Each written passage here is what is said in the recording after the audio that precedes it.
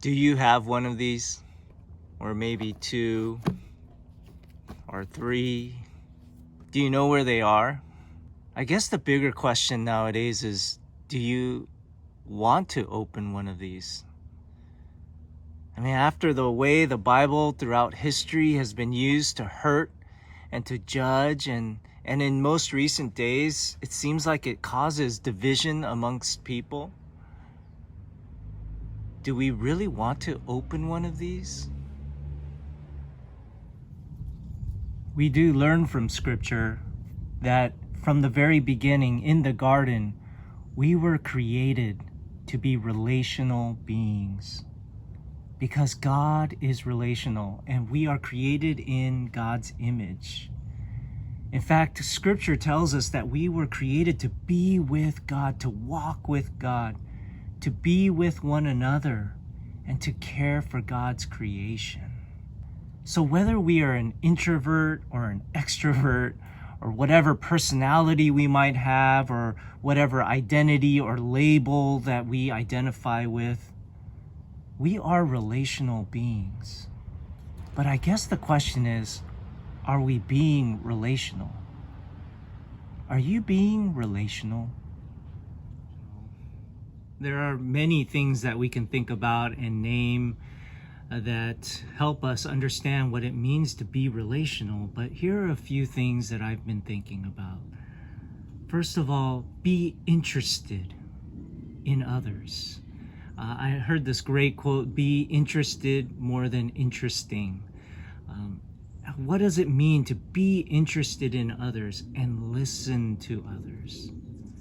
So the first aspect of being relational, be interested in others and listen to others. The second thing, be honest with ourselves as we interact. What is truly going on inside of us? Be honest with ourselves and share ourselves with others. The greatest gift we can give to others is our honest selves. So what does it mean to be honest with ourselves and share honestly who we are and our thoughts? The third thing is to actively connect, to take initiative, to actively connect with others, to join others in what they are doing. Being relational, be interested, listen, be honest, share, actively connect and join others in what they are doing. The Bible, although it has been misused, has also given guidance, direction, comfort, and it has provided the very presence of God for those who have read and have engaged in scriptures. This is why the Bible is called the Living Bible, because throughout history, so many people have experienced the living presence of God when they finally take it and open it up.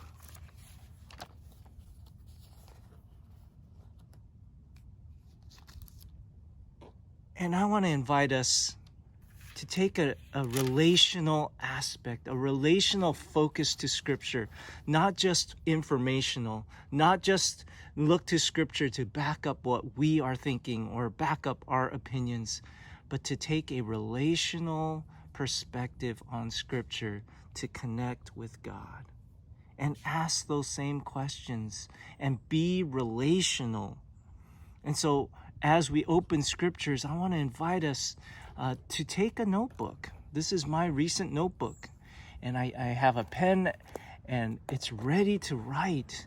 And after I read some scripture, a portion of scripture, I underline, see what God's speaking to me.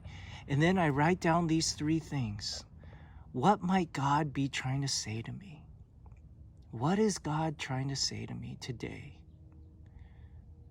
Listening, being interested. The second thing, what do I want to say to God today? I'm honest with myself. I share my heart with God. And then the last thing is, how can I join God in what God is doing today? How can I actively take what I've read and actively live it out? How can I connect with God and actively practice His presence throughout this day? And I write those things down as well. There are many other ways that we can connect with God, having a devotion time in Scripture. And if you would like us to send you something, direct message us for a devotion guide. There are many keys in there that share some key tips. Find a good place, find a good time.